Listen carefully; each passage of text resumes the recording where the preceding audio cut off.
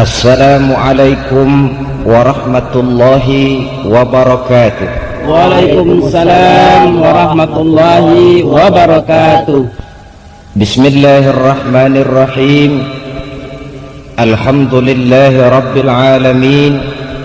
Wassalatu wassalamu ala ashrafil anbiya'i wal mursalin, sayyidina wa maulana Muhammadin wa ala alihi wa ashabihil mujahidin at-tahirin, amma ba'du.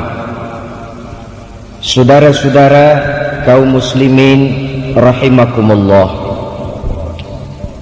di awal pertemuan kita hari ini, marilah lebih dahulu sama-sama kita memanjatkan puji dan syukur kehadirat Allah Subhanahu wa ta'ala, Tuhan yang maha pengasih dan tidak pernah pilih kasih, Tuhan yang maha penyayang, yang sayangnya tidak terbilang, yang sampai pada saat ini masih memberikan kesempatan untuk hidup kepada kita bersama. Dan hidup itu sendiri sekurang-kurangnya pada saat ini telah kita gunakan untuk sesuatu yang insya Allah bernilai ibadah. Salawat dan salam mudah-mudahan senantiasa tercurah atas junjungan penghulu alam, Nabi besar Muhammad sallallahu alaihi wasallam beserta seluruh keluarga dan para sahabatnya, amin ya rabbal alamin. Saudara-saudara, kita semua maklum bahwa segala sesuatu dalam kehidupan ini mempunyai ciri. Ciri membentuk identitas yang pada gilirannya akan menentukan kualitas dari sesuatu. Begitulah misalnya gajah dikenal orang karena gadingnya, badak diburu orang karena culaknya, dan rusa menjadi indah karena tanduknya. Kalau ciri segala sesuatu sudah hilang, biasanya kualitasnya akan menurun. Gajah yang kehilangan gadingnya tidak lagi akan diburu orang. Badak yang tak bercula tidak lagi akan dikejar orang. Dan rusa yang kehilangan tanduknya akan kehilangan keindahannya. Pindah dari contoh ini kepada soal iman, maka sesungguhnya orang-orang mukmin pun mempunyai ciri. Yang ciri ini akan membentuk kualitas kita sebagai seorang mukmin. Apabila ciri ini ada, maka nilai iman kita adalah nilai yang berkualitas. Karena itu pada pertemuan kita kali ini yang akan kita jadikan pokok pembicaraan, apa sih sebenarnya ciri-ciri orang mukmin itu? Berangkat dari surah Al-Anfal ayat 2 dan 3, Allah subhanahu wa ta'ala menjelaskan, A'udzu billahi minasyaitonir rajim, innamal mu'minun, sesungguhnya yang benar-benar dinamakan orang beriman itu ialah. Saudara lihat, ayat ini diawali dengan kalimat innama, yang dalam kaidah bahasa Arab dia dinamakan huruf taukid untuk memperkuat maksud dari suatu pembicaraan. Innamal mu'minun, sesungguhnya yang benar-benar dinamakan orang mukmin itu ialah yang di dalam dirinya terkumpul 5 ciri sebagai yang dijelaskan dalam kalimat berikutnya. Marilah kita perhatikan ciri ini satu demi satu dengan harapan mudah-mudahan keseluruhannya terdapat dalam diri kita masing-masing, amin ya rabbal alamin. Ciri yang pertama, saudara, orang mukmin itu idza dzukirallahu wajilat qulubuhum, manakala disebut nama Allah bergetar hatinya. Nama Allah sanggup menggugah jiwa dan perasaannya. Nah, masalahnya bagaimana ini bisa terjadi? Kita tahu dalam hidup ini Allah cuma memberikan satu hati kepada kita. Dalam hati yang satu itu ada sejuta rasa. Logikanya, apa yang paling mengambil tempat terbesar di dalam hati kita, itulah yang kalau disebut hati itu akan bergetar. Contoh, kalau seseorang dalam hidupnya ini sebagian besar hatinya ditempati oleh harta, bila disebut harta, hatinya akan bergetar. Kalau seseorang hatinya itu sebagian besar diisi oleh pangkat dan jabatan, maka manakala disebut pangkat dan jabatannya, hatinya akan bergetar. Adapun orang mukmin, sebagian besar hatinya diisi dengan Allah. Manakala disebut nama Allah itu, bergetar hatinya. Ini alasan pertama. Alasan kedua, nilai psikologis, perasaan yang dekat. Seorang suami akan bergetar hatinya manakala nama istrinya disebut-sebut oleh orang lain. Seorang bapak akan bergetar hatinya kalau anaknya dibicarakan orang. Sebagaimana seorang anak pun akan tertarik perasaannya bila kedua orang tuanya menjadi bahan gunjingan orang. Ini rasa dekat. Seorang mukmin, seorang yang merasakan kehadiran Allah dekat dalam hidupnya, sehingga manakala disebut nama Allah, bergetar hati itu. Andai kata pun dia sendiri yang menyebut, nama Allah itu sanggup menggugah jiwa dan perasaannya. Tidak cuma bergetar untuk dirinya sendiri, tapi sanggup menggetarkan orang lain. Mari kita lihat beberapa contoh dari sejarah perjalanan hidup Rasulullah Sallallahu Alaihi Wasallam. Satu hari usai sholat zuhur, beliau berleha-leha lah, kata orang sekarang, bersantai-santai, rebah-rebahan di bawah pohon korma. Tengah beliau berebahan itu, datang seorang kafir yang memang rupanya sudah lama mengintai beliau, kapan Muhammad sendiri. Dihampirinya Rasul, sampai dekat dengan Rasul, dihunusnya pedang.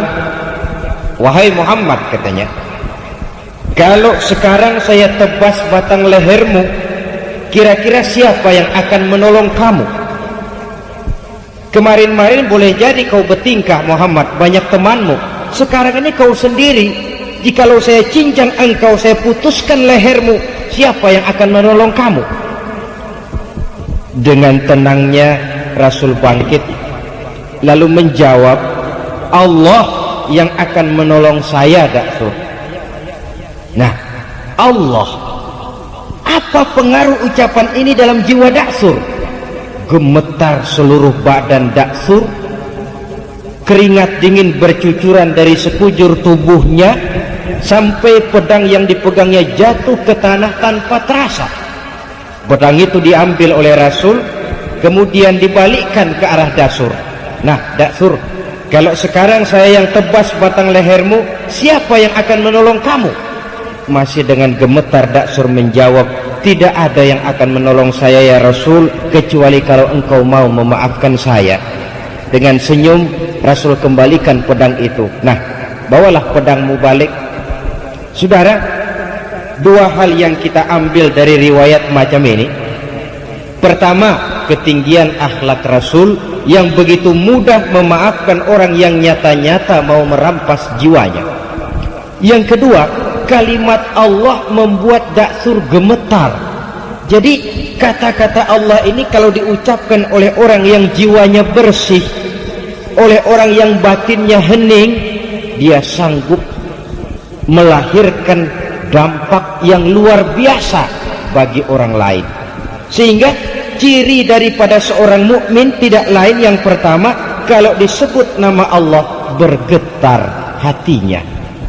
Tidak cuma sekedar ungkapan lidah, tetapi berakar dalam hati, mempengaruhi dan memberikan stres kepada seluruh anggota badan. Satu contoh lain, ada seorang anak muda bernama Malik bin Dinar. Barangkali kalau bahasa sekarang, Malik bin Dinar ini masuk golongan jet set. Sesuai dengan namanya, Malik itu raja, dinar itu uang. Malik bin Dinar kalau terjemahan kasar, raja bin uang. Dia memang kelompok head, kerjanya pesta. Satu malam tengah dia mengadakan pesta di rumahnya, ya tentu dilengkapi dengan minuman keras zaman itu. Datanglah ke rumahnya seorang tua renta dengan pakaian compang-camping. Sampai di pintu gerbang masuk, wah, sudah dicegat oleh tukang kepruk. Ada apa, Pak? Enggak, mau tanya saja, kata orang tua tadi. Yang punya rumah ini siapa? Oh, majikan saya, bos saya. Malik bin Dinar. Malik bin Dinar? Iya. Bosmu si Malik bin Dinar itu hamba apa orang merdeka? Oh, dia orang merdeka, dia bukan hamba. Betul, kata orang tua tadi. Sampaikan salam saya kepada bosmu Malik bin Dinar, dia memang bukan hamba, dia orang merdeka. Kalau dia hamba tidak cuma begini kerjanya. Kalau dia hamba tidak cuma untuk pesta dia hidup. Seorang hamba adalah seorang yang juga sujud kepada penciptanya. Seorang hamba juga seorang yang sadar dari mana dia datang, di mana dia sekarang, dan kemana dia akan datang nanti. Hambamu ini memang orang merdeka, dilarang dia tidak terlarang, dicegah dia tidak tercegah, dia perturutkan kemauan nafsunya dalam hidup. Oh, dia memang benar-benar orang merdeka. Kasih tahu dia. Saudara, orang tua compang-camping ini pun lalu pergi, tidak ketahuan lagi kemana arahnya dia pergi. Disampaikanlah ucapan ini oleh si penjaga tadi kepada Malik bin Dinar. Terperangah dia mendengar. Ini ucapan orang tua sederhana, tapi kok nyangkut di hati. Kalau kau hamba bukan begini kerjamu, kau orang merdeka. Merdeka dari aturan Allah, merdeka dari agama, kau mengatur hidupmu menurut seleramu, kau memang orang merdeka. Dia renungi ucapan orang tua tadi. Malam dia tidur, mimpi. Mimpinya nggak kepalang tanggung lagi, mimpi kiamat datang. Lalu dia naik pengadilan di padang mahsyar. Setelah diadili jatuh vonis karena memang dosanya banyak, dia mesti masuk neraka. Sudah dipegang oleh malaikat Malik mau dilemparkan ke neraka, hampir dilempar, dia bangun dari tidurnya. Astagfirullah, katanya. Untung cuma mimpi. Kalau benar-benar bagaimana? Dia periksa seluruh tubuhnya, anggota badannya. Apa yang dia lihat? Kulit badannya terkelupas. Gemetar dia. Cuma mimpi mau dilempar ke neraka, kulit badan terkupas karena panas. Bagaimana kalau neraka betulan? Menangis dia. Terbayang segala dosa dan kesalahan yang pernah dia lakukan dalam hidup. Dia campakkan seluruh baju kebesarannya, dia tinggalkan rumah mewahnya. Sejak saat itu dia mengembara sampai akhirnya dia menjadi seorang ulama sufi yang terkenal, Malik bin Dinar. Tetapi yang konon menurut riwayat, hampir seumur hidup beliau tidak pernah senyum. Orang pun tanya, Imam, kenapa anda ini tidak pernah senyum kami lihat? Dia jawab, bagaimana saya mau senyum kalau mimpi masukkan ke neraka saja kulit terkelupas, baru mimpi bagaimana benerannya. Dia rasakan, dia resapi itu dalam hidupnya.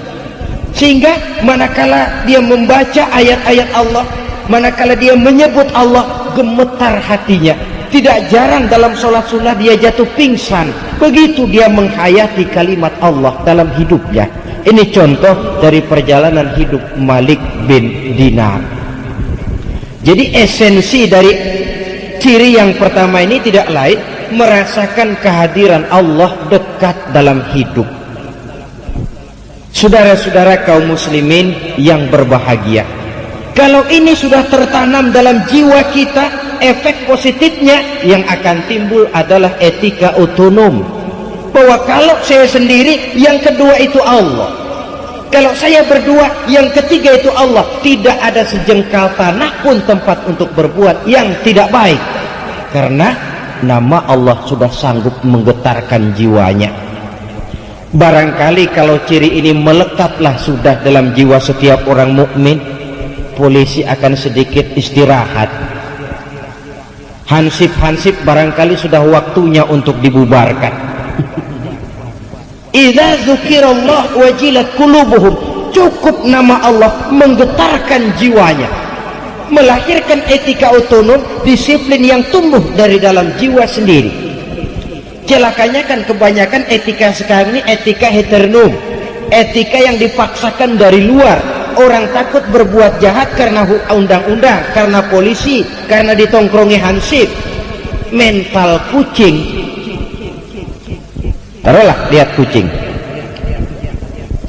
sepotong ikan di atas piring, taruh di depan kucing, kita tongkrongi, barangkali itu kucing nggak mau makan.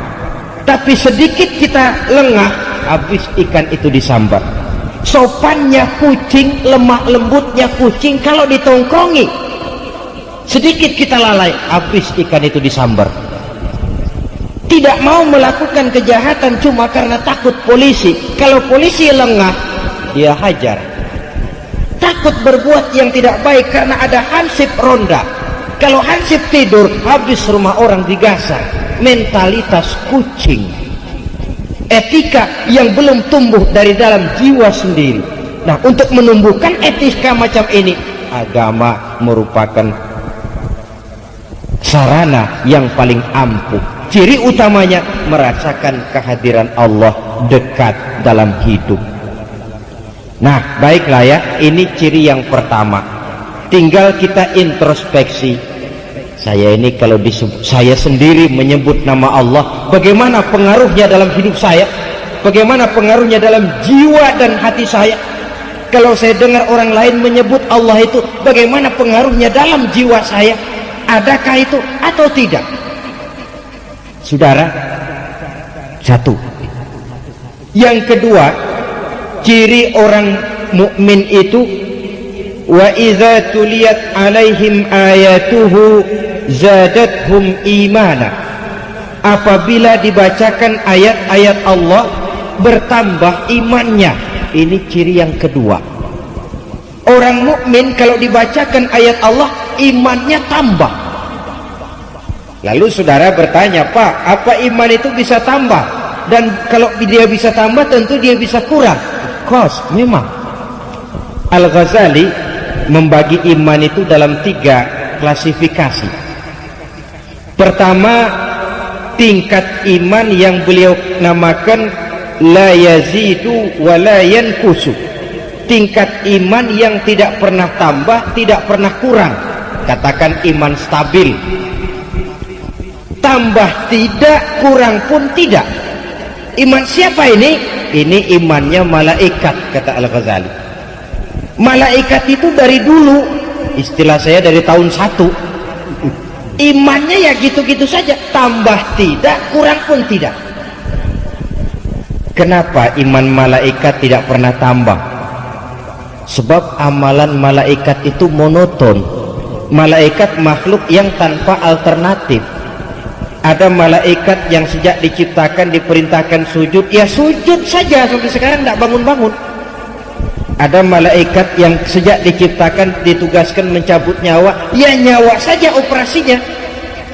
Ada malaikat yang sejak diciptakan ditugaskan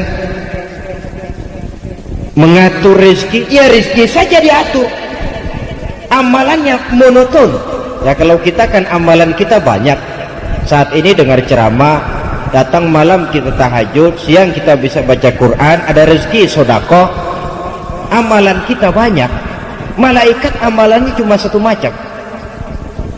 Tapi sebaliknya, iman malaikat pun tidak pernah kurang. Buktinya, malaikat tidak diberikan nafsu. Kecenderungan berbuat yang melanggar aturan Allah tidak ada sama sekali. Kan nggak pernah ada berita ada malaikat nyabet radio. Tidak ada perbuatan negatif yang dilakukannya. Jadi wajar kalau imannya lalu stabil. hampir tidak ada tantangan dalam hidup malaikat itu. Kalau bahasa kasar, kehidupan malaikat bukan kehidupan perjuangan.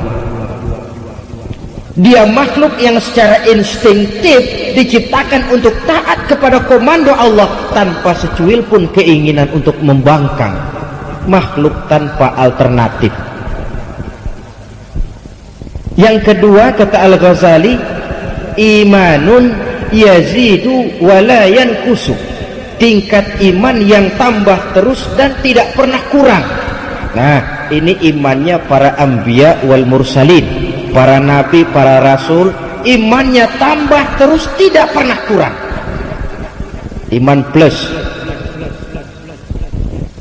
Coba lihat, dalam sejarah tidak ada seorang rasul pun yang dianak emaskan.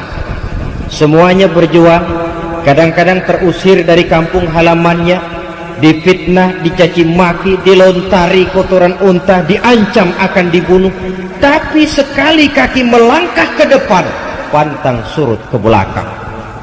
Tidak ada kita baca sejarah rasul karena perjuangannya terlalu berat lalu minta pensiun, minta berhenti sajalah, Tuhan gak kuat jadi nabi. Tidak ada. Makin berat perjuangan itu, makin mantap langkahnya. Iman para nabi dan iman para rasul. Yang ketiga, kata Al-Ghazali, imanun yazidu wa yanqusu. Tingkat iman yang bisa bertambah pun juga bisa berkurang. Inilah iman kita pada umumnya. Kadangkala grafik iman itu mengalami plus. Rajinlah kita sujud, rajinlah kita datang ke majelis taklim, sadarlah hati, banyak kita membaca Quran. Tempo-tempo iman itu mengalami pasang surut, maka kita pun jatuh ke lembah kehinaan. Nah, adapun orang mukmin cirinya kalau dibacakan ayat Allah imannya tambah. Nah, caranya bagaimana? Terlebih dahulu mari kita bicarakan apa sebenarnya ayat Allah itu. Ayat secara etimologi artinya tanda. Ayat Allah artinya tanda-tanda kekuasaan Allah. Sayyid Muhammad Rashid Ridha membagi ayat Allah itu menjadi dua bagian. Ada ayat yang tercipta oleh Allah dan ini dinamakan alam. Ada ayat yang tercipta oleh Allah, ini dinamakan alam. Dan ada ayat yang terucap oleh Allah dan ini dinamakan wahyu. Jadi lautan ayat Allah, bintang gemintang yang bertabur menghias angkasa ayat Allah, planet-planet yang beredar di angkasa luar ayat Allah, lautan ayat Allah, matahari, bulan dan bintang ayat Allah, gunung dan lautan ayat Allah, manusia ayat Allah yang tercipta. Quran ayat Allah, Injil yang diturunkan kepada Isa ayat Allah, Taurat yang diturunkan kepada Musa ayat Allah, Zabur yang diturunkan kepada Daud ayat Allah yang terucap oleh Allah. Kepada mukmin diperintahkan membaca dua ayat ini, baik ayat yang tercipta maupun ayat yang terucap harus dipelajari. Pelajari angkasa luar karena itu ayat Allah. Membaca ayat Allah di angkasa luar lewat ilmu astronomi. Hasil pengkajian angkasa luar akan membawa orang kepada ucapan Rabbana ma khalaqta hadza batila. Wahai Allah, tidak engkau ciptakan semua ini sia-sia. Pengkajiannya terhadap angkasa luar makin menambah keimanannya. Dan nilai ilmiahnya memperkuat keimanannya. Jangan macam seorang astronot dari negeri Soviet, ya maklumlah Soviet namanya. Apa dia bilang? Bertahun-tahun saya meneropong angkasa luar, nggak pernah ketemu yang namanya Tuhan. Ya pantas kalau memang motifnya sudah begitu. Mukmin tidak. Lautan ayat Allah, baca, kaji, pelajari lautan itu. lewat disiplin ilmu yang disebut ilmu oceanografi. Apa manfaat dari lautan itu? Hasilnya minyak bumi kah, mutiara kah, ikannya kah? Hasil mengkaji laut, zadathum imana, tambah imannya. Dia baca bumi sebagai ayat Allah ini lewat ilmu geografi, mempelajari struktur susunan kulit bumi, kenapa bisa terjadi gempa, kenapa bisa timbul erosi, kekayaan apa yang ada di perut bumi. Hasil pengkajiannya zadathum imana, akan bertambah iman. Kalau kemarilah pola kita berpikir, bukan cuma di pondok pesantren kita bisa memperkuat iman, masuk IPB bisa mendalami iman, masuk ITB bisa memperkuat iman, di fakultas kedokteran mempelajari anatomi tubuh manusia sanggup memperkuat iman, mempelajari ayat Allah yang tercipta oleh Allah. Ini ayat pertama, ayat yang tercipta oleh Allah. Lalu ayat yang kedua, ayat yang terucap oleh Allah, dan ini dinamakan wahyu. Bagaimana caranya kalau wahyu Allah dibaca iman tambah? Saudara, kita saja yang umumnya tidak mengerti arti Al-Quran, kalau dia dibacakan dengan khusyuk bisa mendatangkan daya tarik tersendiri. Apalagi kalau kita mengerti apa yang dibacanya, sehingga pada saat Quran dibacakan orang, konsentrasi pikiran ini tidak hanya tertuju kepada kemerduan suara si pembaca, tetapi sudah beralih kepada apa isi yang dibacanya itu. Dia dengar orang baca misalnya, alam tara kaifa fa'ala rabbuka bi ashabil fil alam yaj'al kaidahum fi tadlil wa arsala alaihim tayran ababil. Tergambar oleh dia peristiwa sejarah bagaimana ketika Abrahat mau menghancurkan Ka'bah dengan tentara gajahnya, Allah utus burung ababil, tentara gajah yang begitu luar biasa, hancur berantakan oleh kekuatan ababil yang diturunkan Allah. Allahu Akbar. Lalu membaca ayat ini, maha benar Allah, tambah imannya. Jadi tidak cuma sekedar terfokus kepada kemerduan suara si pembaca, tetapi kepada isi yang dibacanya. So kalau hanya terfokus kepada kemerduan suara si pembaca, boleh jadi yang dibaca ayat yang mengancam neraka, tapi si pendengar malah toyib, toyib, Allah, toyib. Itu kalau sudah pemikiran hanya terpusat kepada kemerduan suara si pembaca. Untuk menambah kekuatan iman, tidak hanya itu, tetapi juga memahami apa yang dibaca dari ayat-ayat Allah. Ideal memang, kadang-kadang di satu pihak kita sangat pandai membaca Allah yang terucap, wahyu, tapi di lain pihak kita gagal membaca ayat Allah yang tercipta berupa alam ini, sehingga boleh jadi minyak kita di laut disedot orang lain, boleh jadi ikan kita di laut digarap orang lain. Nah, sementara itu di lain pihak ada orang-orang yang sangat pandai mengkaji ayat Allah yang tercipta tapi buta terhadap ayat Allah yang terucap. Doktor dia di bidang ilmu bumi, doktor dia di bidang ilmu alam, tapi buta terhadap Al-Quran umpamanya. Ketimpangan-ketimpangan semacam ini setidaknya merupakan bahan pemikiran kita untuk menciptakan keseimbangan minimal untuk generasi mendatang. Supaya apa? Supaya pandailah kita membaca ayat Allah, baik yang tercipta dalam bentuk alam ini maupun yang terucap dalam bentuk wahyu. Kalau kedua ayat ini sudah pandai kita baca, maka insya Allah manakala dibacakan ayat-ayat Allah bertambah iman. Sekali lagi, baik ayat yang tercipta oleh Allah maupun ayat yang terucap oleh Allah. Inilah ciri orang mukmin yang kedua. Yang ketiga, saudara-saudara, ciri orang mukmin itu wa ala rabbihim yatawakkalun. Mereka hanya berserah diri kepada Allah. Mereka hanya bertawakal kepada Allah. Dengan semakin majunya perkembangan ilmu dan teknologi telah mengantarkan masyarakat dunia ini kepada satu affluent society, satu masyarakat serba ada. Orang sudah menerapkan pola hidup yang mereka namakan knob life, hidup tekan knob. Kayaknya kebahagiaan itu sudah hampir dijangkau oleh manusia.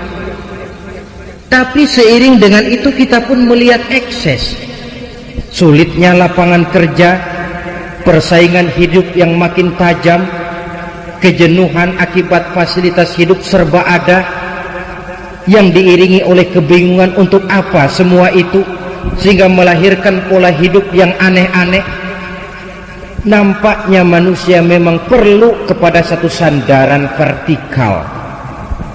Dan sandaran vertikal itu dengan kacamata Quran tidak lain adalah Allah Subhanahu wa ta'ala. Istilah saya, kalau saudara dalam hidup ini perlu backing, carilah backing yang serba maha. Taruhlah saudara punya backing apa? Kolonel, dia pensiun, habis sudah. Jenderal, dia pensiun, selesai sudah. Adapun yang serba maha ini, dia maha gagah, dia maha tahu, dia maha bijaksana, dia maha kaya. Itu yang sewajarnya kita jadikan backing dalam kehidupan ini. Kita yakin Allah maha mengatur segala sesuatu. Kenapa lalu kita tidak bertawakal kepadanya? Tetapi yang perlu saya garis bawahi, tawakal ini bukan upaya nomor satu. Sebab dalam kehidupan ada manusia yang tidak mau berusaha, lalu menyerahkan saja persoalan ini kepada kehendak Allah. Ini yang disebut Jabariyah barangkali, fatalism, predestination. Orang yang sudah nyerah sebelum perang tentu tidak bijaksana. Peranglah dulu, perkara nanti kalah itu nanti, tapi bahwa perlawanan harus ada itu mesti. Sebaliknya di pihak lain ada orang yang sangat mengandalkan kepada usaha. Dia percaya betul kalau dia begini dia akan begitu. Tidak ada keterikatan kepada Tuhan, kepada Allah. Yang disebut qadariyah, free will, free act. Bahwa manusia diciptakan merdeka, bahwa manusia menentukan perbuatannya sendiri. Kita jembatani saja kedua pendapat ini. Di satu pihak memang benar segala sesuatu sudah ditentukan Allah, tetapi di lain pihak ketentuan Allah itu tidak diberitahu kepada kita.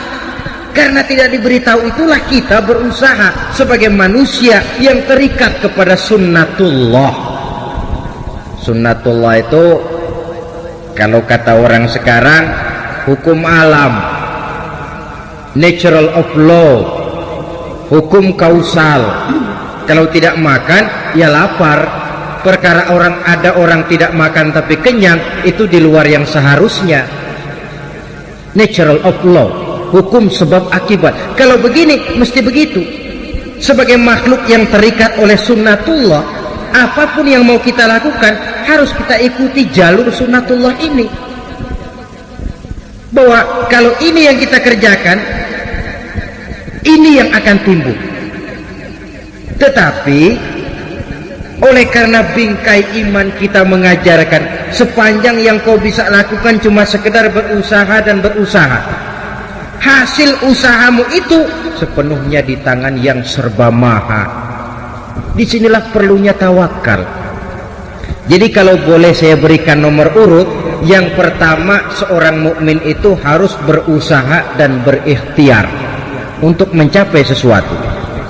Yang kedua dia harus berdoa, dan yang ketiga barulah dia bertawakal. Saya kepengen jadi dokter, tentu saya harus berusaha.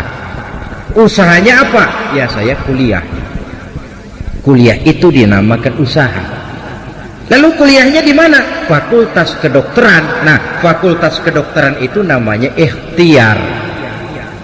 Kalau saudara mau jadi dokter tapi kuliah di fakultas ekonomi, itu usaha tapi tidak ikhtiar.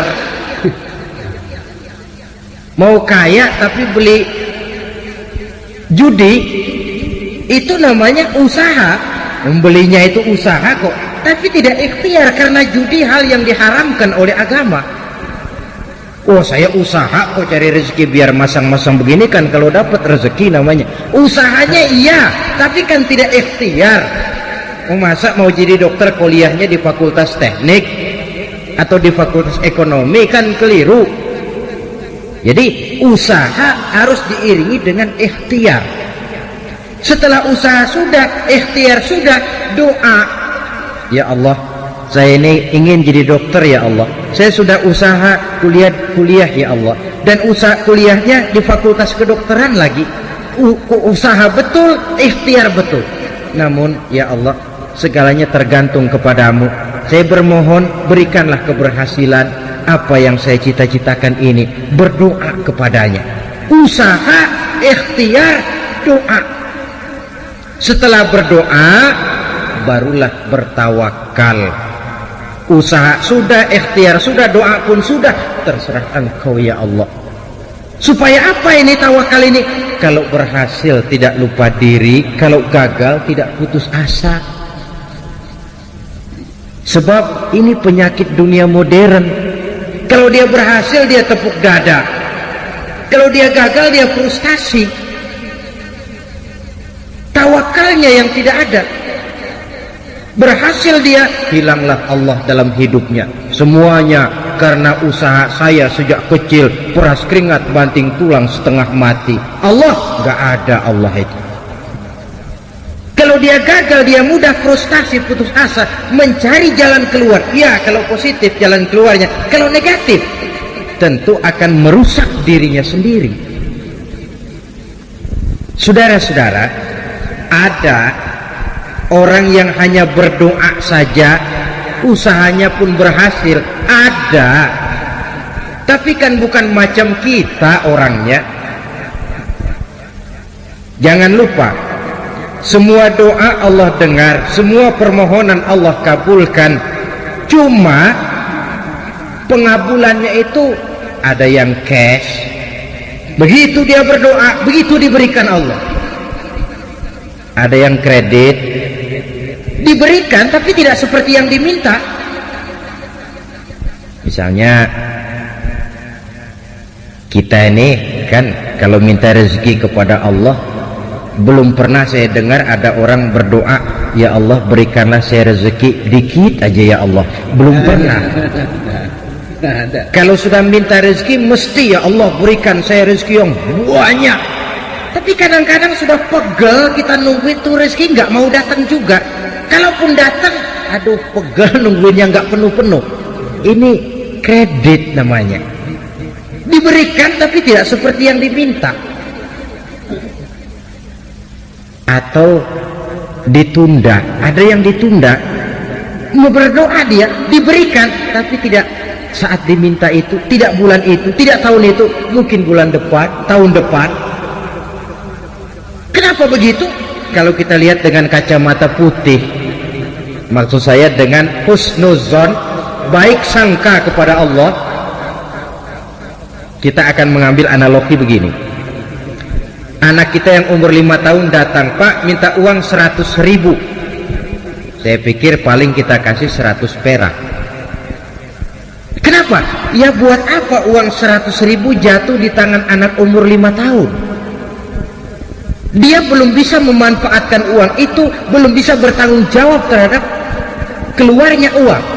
Makin dewasa dia, makin besar pemberian kita. Begitulah kita dalam pandangan Allah. Minta rezeki banyak, yang datang dikit. Barangkali kitanya sih di depan Allah masih anak-anak. Bukan biologis kita. Umur mungkin 3, 4, 50 tahun. Barangkali jiwa kita, barangkali nilai ibadah kita, barangkali Allah maha tahu. Potongan lo kalau dikasih rezeki banyak, lo ngelihat masjid nggak mampir. Begini aja rezeki lo segini, jadi rajin ke masjid. potongan lo kalau punya duit banyak malas ngaji, segini aja jadi rajin ngaji. Sekali lagi ini kalau kita lihat dengan kacamata putih, dan memang seharusnya dengan kacamata itu kita melihat realita kehidupan, supaya kita tidak sesak jiwa, tidak sempit pandangan, tidak picik dalam menilai sesuatu, lapang dada, baik sangka kepada Allah. Berhasil tidak lupa diri, gagal pun tidak putus asa. Sedikit yang datang kita bersyukur dan cukup, banyak yang datang kita pun tidak lupa daratan. Kalau nafsulah yang diperturutkan, kapan sih orang ini mau syukur? Saya sering kasih contoh, mulanya dia mengeluh, ditanya orang, kenapa kau tidak ibadah? Ya bagaimana saya mau ibadah Pak, orang tinggal di Jakarta saja ngontrak. Aduh kalau punya rumah sendiri, tenang dah saya ibadah, sip dah. Baik, diberikanlah dia rezeki, bisa beli rumah sendiri walaupun kecil-kecilan. Sudah punya rumah sendiri, apa katanya? Iya, rumah sih sudah punya rumah sendiri, cuman kecil Pak, kalau hujan bocor, aduh gimana mau ibadah. Kalau punya rumah yang permanen, enak dah saya ibadah. Diberikan juga rezeki, bisa bikin rumah permanen. Aduh, rumah memang sudah permanen, cuma isinya belum seperti rumah tetangga Pak. Aduh kalau punya kulkas, punya video kaset, punya tip deck, punya, aduh tenang saya ibadah. Diberikan juga rezeki, bisa beli peralatan rumah tangga yang memadai. Peralatan sudah cukup Pak, aduh cuma kendaraan belum punya. Kalau sudah punya kendaraan mau berangkat ke masjid kan enak Pak, tenang saya ibadah. Nanti dah kalau ada kendaraan saya mau ibadah. Janji terus. Barangkali malaikat dengar dari jauh, janji nih ya. Janji saja bisanya. Itulah nafsu itu. Kapan mau bersyukur? Sehingga benar kalau Rasul mengatakan, orang yang bahagia dalam materi dia lihat ke bawah, orang yang celaka dalam materi dia lihat ke atas, dalam agama dia lihat ke bawah. Kalau dalam materi kita melihat ke bawah, lapang dada akan timbul, sikap mensyukuri nikmat akan ada. Seorang teman berkata, kalau engkau hatimu keras dan sulit untuk bersyukur, sering-seringlah main ke kuburan atau ke rumah sakit katanya. Kau diri saja di depan itu emergency room, ruang darurat gawat, yang tiap menit datang orang keluar dari ambulan, yang kakinya terpisah, yang tangannya putus, yang kepalanya pecah. Kalau sudah melihat begitu nggak mau syukur juga, memang batu tuan. Atau sering-seringlah main ke kuburan, hayati yang kau lihat. Engkau 2 tahun yang lalu masih ada bersama saya, engkau masih ngobrol sama saya, sekarang tinggal tulang belulang di sini. Kemana wujudmu? Engkau sekarang, saya akan menyusul. Dari situ tertanam kesadaran, sehingga seorang sufi, Sufyan Tsauri namanya, dia pernah membuat lubang kubur di sebelah kamar tidurnya, lengkap dengan liang lahatnya. Kalau dia malas ibadah, dia turun ke lubang kubur yang dia buat itu, dia berbaring di situ seperti orang mau dikubur saja. Dia nasihati dirinya, nah lo nanti begini, sekarang baru coba-coba, masih bisa bangun, masih bisa sholat, ayo bangun sholat. Kalau benar-benar sudah begini ditutup dengan dinding ari, tidak ada lagi kesempatanmu berbuat baik. Dia nasihati dirinya sendiri. Sebab maaflah saudara, memang paling sulit sih menasihati diri sendiri, paling sulit. Orang lain yang saya lakukan macam ini, saudara bisa mendengar, tapi nasihat yang paling mantap sesungguhnya kalau nasihat itu datang dari jiwa kita sendiri. Dan dalam hidup ini kan nasihat tidak cuma yang terucap orang, yang kita lihat bisa jadi nasihat. Pertumbuhan biologis kita jadi nasihat. Kau lihat ubanmu sudah bertabur, kau lihat kulitmu mulai mengendur, kau tahu kau cuma sanggup makan bubur, kau tahu matamu sudah kabur, kau sadar sudah dekat ke lubang kubur. atau nasihat yang timbul dari dalam jiwa, dari dalam hati-hati ini membisik. Hidup tidak pernah berjalan ke belakang, Bu. Mundur, hancur, berhenti diinjak orang. Tidak ada kata berhenti dalam hidup ini. Sekali maju melangkahlah terus. Saudara hadirin yang saya hormati, kita kembali kepada masalah pokok kita, bertawakal, menyerahkan hasil usaha kepada Allah. Ingat ya, hasil usaha, bukan usahanya. Kalau usahanya kita yang kerjakan, hasilnya serahkanlah kepada Allah. Nah, tawakal ini akan lebih mantap kalau diiringi dengan perbuatan yang mendekatkan kita kepada tempat yang kita jadikan bertawakal. Oleh sebab itu, ciri yang keempat ini menyambung, menguatkan yang ketiga tadi. Apa ciri yang keempat? Alladzina yuqimunas shalah. Orang-orang mukmin itu ialah mereka yang mendirikan sholat. Tawakal kepada Allah tidak cuma dalam bentuk ucapan, udah serahin aja deh sama Tuhan, ntar juga beres. Iya, tapi kalau nggak sholat, penyerahan itu kok rasanya istilah Jawa kurang marem gitu. Nggak marem, nggak mantap. Penyerahan yang tanpa diiringi dengan pendekatan kepadanya kan konyol. Udah serahin gubernur aja dah, gubernurnya nggak kenal sama kita. Bagaimana mau diserahkan persoalan itu kepada beliau kalau beliau kenal saja kepada kita? Tidak. Serahkan persoalan ini kepada Allah. Iya, kau kenal tidak Allah? Kau sering berkunjung kepadanya atau tidak? Penyerahan persoalan kepadanya akan lebih mantap kalau kita memang dekat dengannya. Sarana komunikasi yang paling efektif buat mendekati Allah terletak pada ciri yang keempat ini. Alladzina yuqimunas shalah. Mereka mendirikan sholat. Saudara-saudara, jadi proses kita bertawakal ini diimbangi dengan pendekatan yang real kepadanya melalui jalur yang disebut sholat. Di sana penyerahan ini menemukan bentuk yang paling pasrah. Kalau tidak, kita sih bisa saja berkata, saudara-saudara jangan takut, Allah bersama kita. Tapi kalau tidak sholat itu cuman mulut, hatinya mungkin perang. Apa iya Tuhan bersama gue sembahyang aja kagak. Hatinya akan perang. Antara mulut dengan batin ini tidak seimbang, tidak sama, karena kata dan perbuatan lain. Seperti di zaman sekarang kan ada orang agnostik, agnotisisme, yaitu orang yang menghargai agama, menaruh agama di tempat yang luhur, tapi tidak mau mengikatkan diri terhadap suatu agama secara formal. Dia mengakui esensi agama, dia hargai agama, tapi dia tidak mau terikat dengan suatu agama secara formal. Mau dibilang Islam gak pernah ke masjid, mau dibilang Kristen kapan ke gerejanya, Hindu tidak, Buddha pun bukan. Tapi kalau bicara agama, muluk bukan main.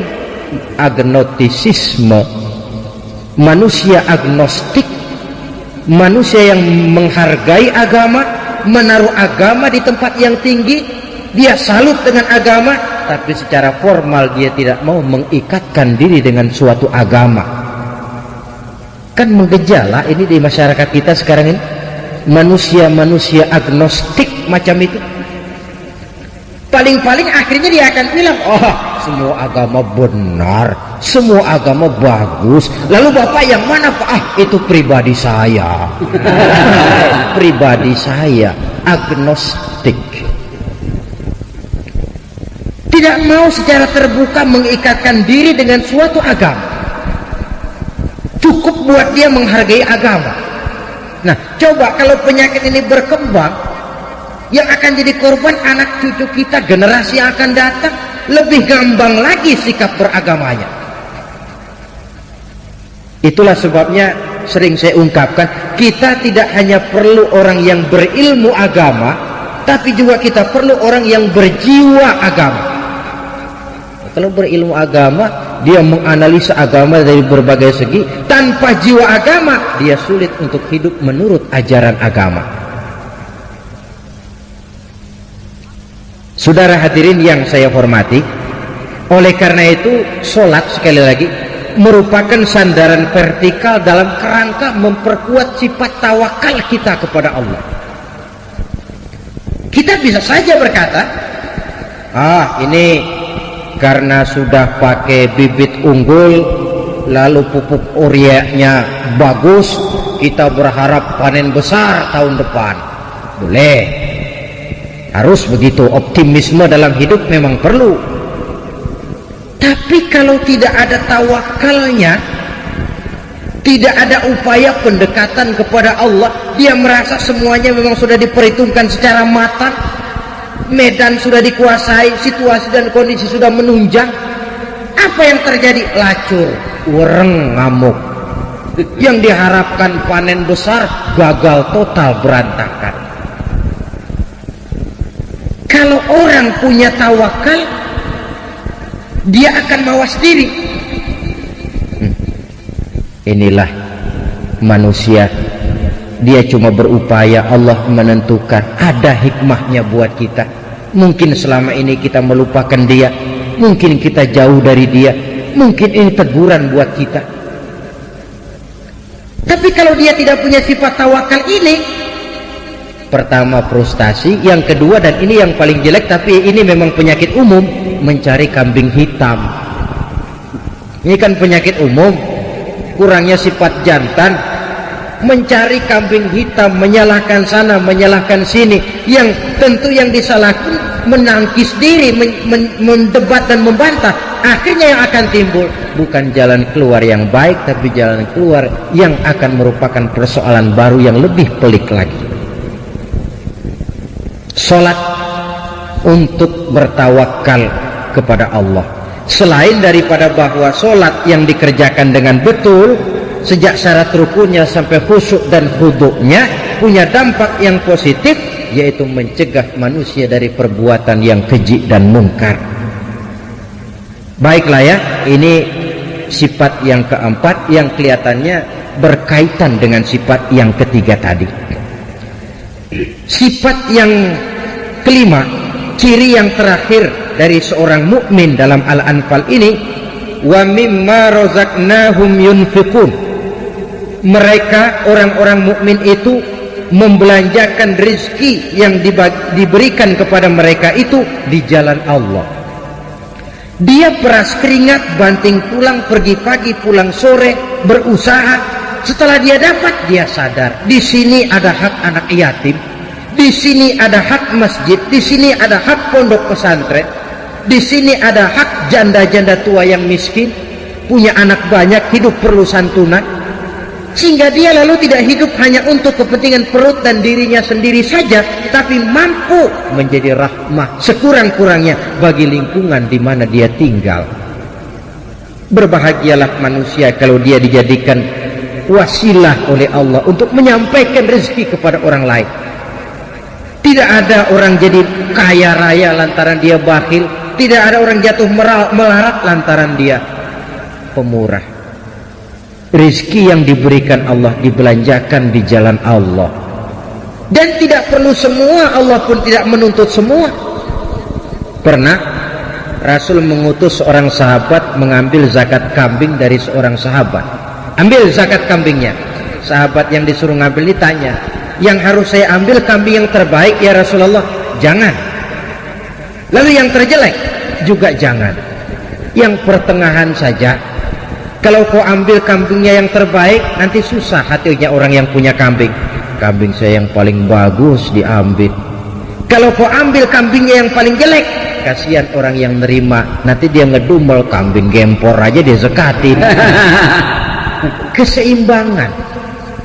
Hak milik pribadi ada, diakui, tapi harus berfungsi sosial. Coba, bakhil dicela dalam Islam, tapi mubazir, boros juga tidak dibenarkan dalam Islam. Jalan tengah antara boros dan bakhil, pemurah.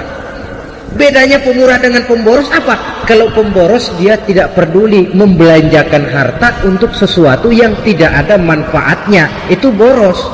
Lah kalau pemurah, harta ini dia belanjakan dalam sesuatu yang jelas ada manfaatnya.